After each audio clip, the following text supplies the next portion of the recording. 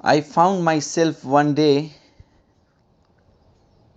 in a fixed situation where a person I was talking to was a non believer, and he confronted my religious beliefs and told me that he does not believe in God and it is all stupidity, foolishness, and even he went out to say that the Bible that I believe in is such an important, impressionable book, and there are so many difficult passages which are demonic in nature rather than God writing the book. He would say that a Satan wrote that book. And I was in a fix. I did not know where to start.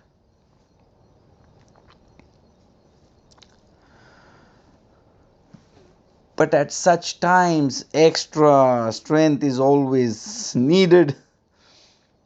I did not want this opportunity to go unanswered. Generally, I don't answer people because confronting a non believer finally would end up hurting his feelings.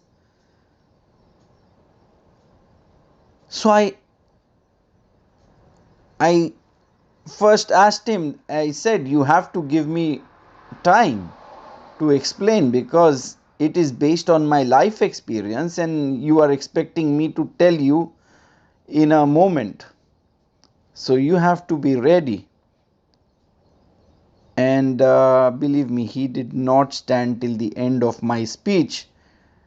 So he did not go out convinced or something, but the idea that came to my mind was so surprising. I myself was surprised that I decided to put it down and record it.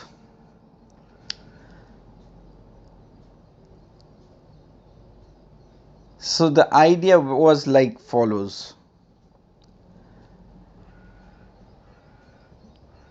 I told him that I will use sources from which my belief system stems from. He can't take away from there, and also that he was attacking the same books. So I said, you have to understand that the world was made in 6 days just for this purpose of confrontation, and God rested on the seventh day, and then God made man in his image, male and female he made them, and then he made a woman for man and they got married. So I said, what do you understand from this story? For me, this story is like God is creating a place where He wants to put His favorite creation, the human being, to do what? To have a relationship with Him. When He gave the Torah, He said, Anochi Adonai Elohecha, I am your God. The your, He's saying, I'm yours. And we had to answer, and we are yours too. This is a relationship. He wanted relationship. So He gave us all the different relationships in our life. We have a father, mother, brother, sister, friends, and finally one of the highest kind of relationship, which is a wife or a husband. Through these relationships, we understand how we want to connect to God. At Har Sinai, it was a wedding.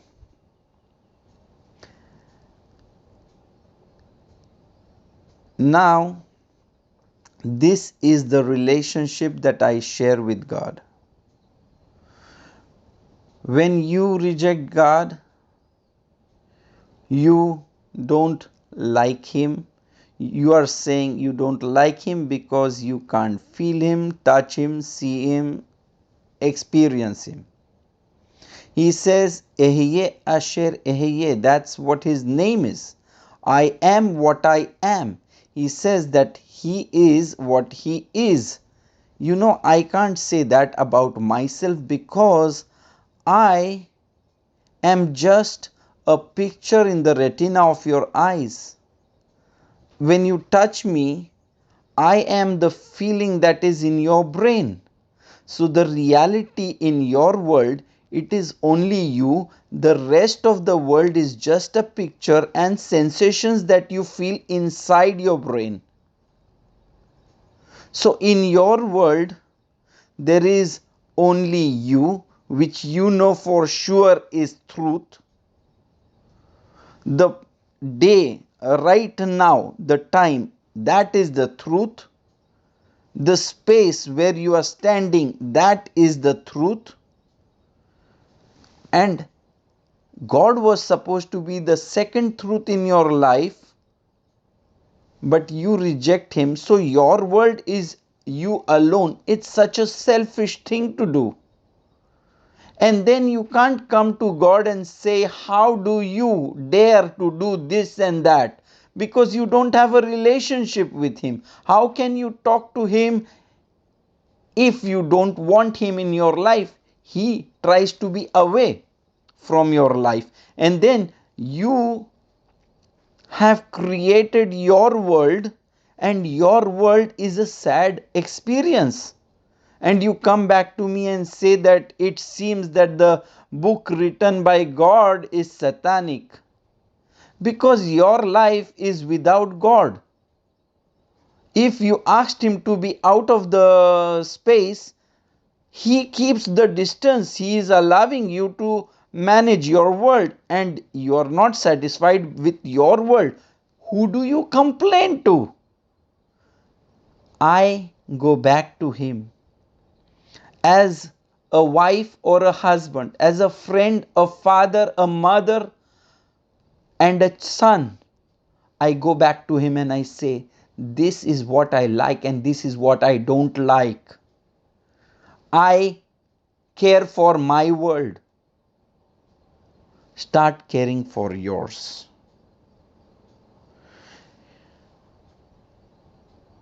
In the same Torah, in the passage of Amalek that he was referring to, I said, God hinted through a prophet to King Shaul that get rid of Amalek.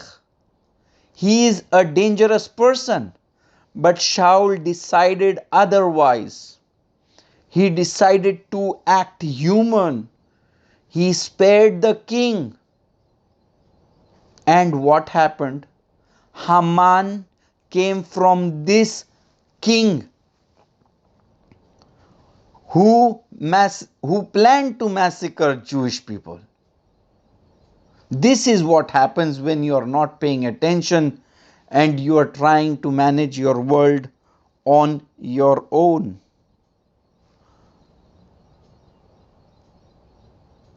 Build up a relationship. Ask questions. If it is difficult, look at the creation. Look at the creation. Are you not connecting with the Creator? It is like a scientist came to God and said, if you create a man in front of me, I will learn the techniques and I will create one in front of you. So God created a man in front of him. And then the scientist said, oh, now I know. You can give me some side and I will create a man. And he started taking clay and putting it together, making an image of man. And God says, what are you doing? So the scientist said, I am preparing the man. And God said, get your own mud. Get your own dust.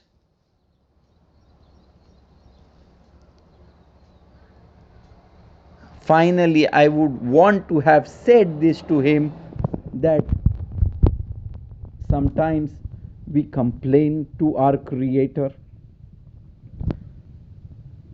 but when you do not accept Him in your life, you are still using all the raw material that He has given you, and have the audacity to say something against Him, and still He breathes the next breath of life in you. Start loving Him. I would have loved that he would have stayed and heard my lecture till the end, but he did not have Savlanut. Bye for now. Thank you.